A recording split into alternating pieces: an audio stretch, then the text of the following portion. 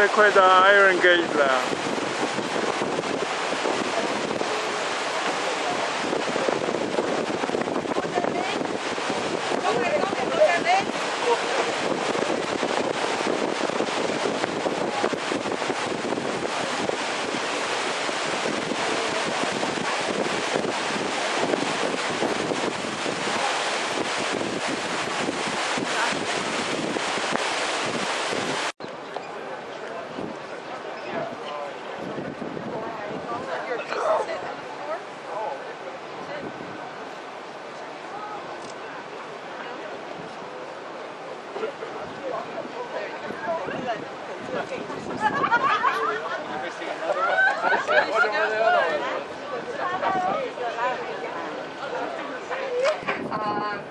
It was completed in 1972, but the idea came way earlier than that. There are, of course, documents that state that even the Roman Empire was thinking about a solution to make the Danube more navigable. As I mentioned earlier, the Danube was a very mighty river. It was completely untamed. Even the powerful Roman armies were a little bit scared when they got here. Of course, the weather wasn't quite friendly either. It was very cold here. The Danube used to froze during winter, making navigation quite difficult. Of course, there are also rapids that would make rafts and boats sink. So the Roman Empire, since they were great builders and architects, they tried to come up with a solution even 2,000 years ago. Unfortunately, it was not possible at that time. Almost 1,900 years later, it was this time the Austro-Hungarian Empire that came up with a plan to tame the Danube. It was the Sip Canal, and the Austro-Hungarian Emperor commissioned this architect and engineer to build the Sip Canal. And it was a huge event. It was the Austro-Hungarian emperor there that came to the inauguration. It was two kings, the Romanian king and the king of Yugoslavia as well. So Moscow gives the okay. Yes, these are the real documents. Pay him whatever he wants. The man, unfortunately, was not the best negotiator. He was quite destitute and pretty desperate to provide for his family. So all he asked for was a rib of bacon, a sack of potatoes, some clothes, and some other trinkets. So that's how much it costs to actually get those documents and start the construction of this power plant. Shortly after, Moscow came into the possession of the documents. They called the two leaders of the countries that were involved in the project, Romania and then Yugoslavia, and it was Nicolae Ceausescu, the Romanian dictator, and Tito Broz was the president, the ruler of Yugoslavia.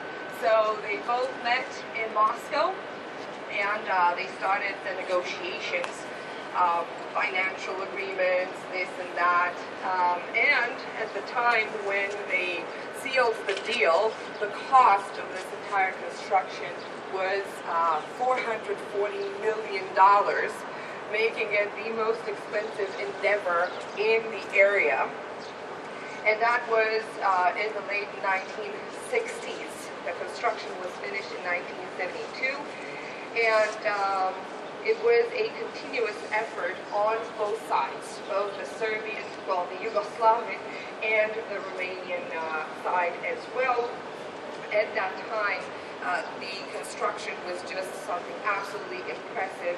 Even nowadays, this log power plant is the third largest in Europe and the fifth in the world. So it's quite something that you can experience. If you have traveled other rivers like the Rhine, for instance, you might have seen that there are much more locks there, but they're smaller, of course. Now the Danube has a huge volume of water, and all these rapids made navigation on the river impossible for so many years until the Iron Gates was built.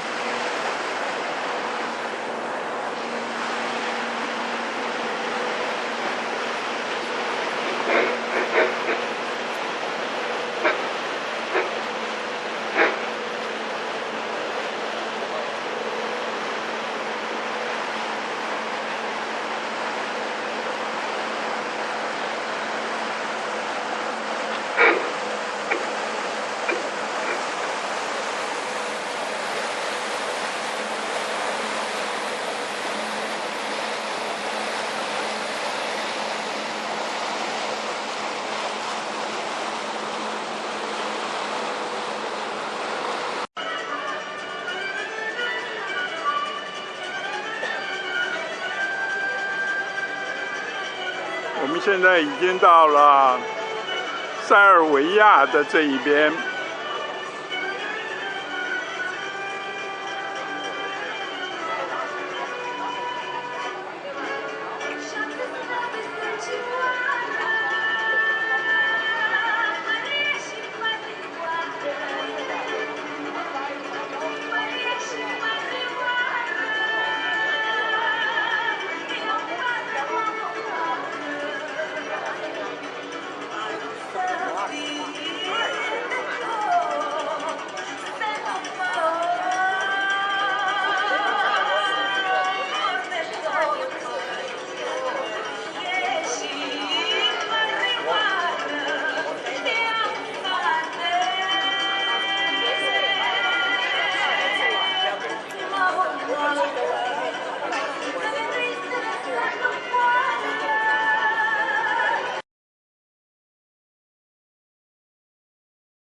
On the left, very close look, right at the river level, around the direction of our grill house, you will see another carving in stone.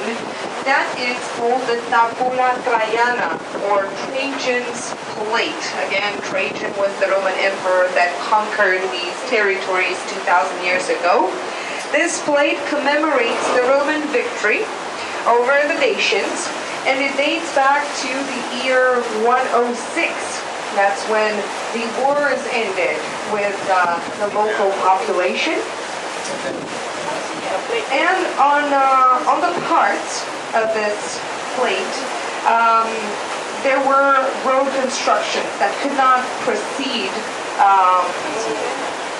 without having it done on both sides of the road. So we had plates like these on both sides of the road. The Romans, as I said, were huge builders, and these plates marked the road. They would carve it into the wood if it wasn't possible to just dislocate the rocks. They would make these square holes into the rock, and then they would put some wooden beams inside of those holes, and then they would place the road on top of those beams. So they were quite creative, the Romans.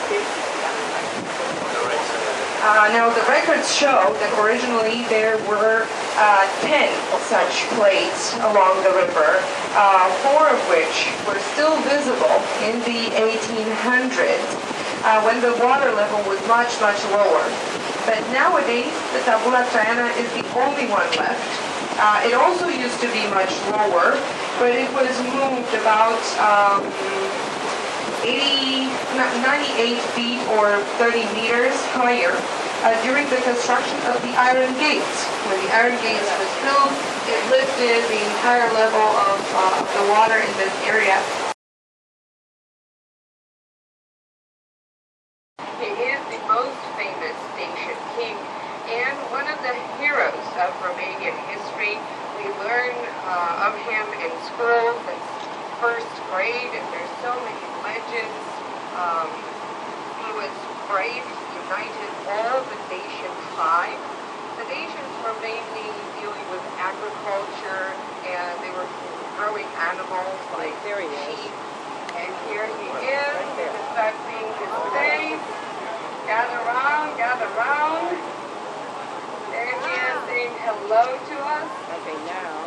Hello, King Decebalus. Now we have to turn around and pick up So the Dacians were pretty peaceful and minding their own business, but they were organized in tribes, which meant they weren't really organized. So there came King Decebalus, and he united all the tribes that he created by Dacia. The reason why he's such a hero in our history is he fought the Roman Empire. Not once, but twice. Two big wars. Of course, the Dacian armies were eventually conquered by the Roman ones, but we all know that at that time the Romans had the best organized army in the world, and of course poor nations didn't stand a chance. However, for their bravery, for their resilience, and for the fact that King Decebalus did not surrender, actually after the defeat, his shame was so big and he did not want to be taken as a slave to Rome, he took his own life. And of course, there's legends that say that his advisors took his heart and hid it somewhere in the Carpathian Mountains. And of course, there's a group of people that start going on hikes in the mountains and forests and trying to find the true heart of King Decebalus. Yeah, the heart is the same size as the face, of course. He was a great, great leader.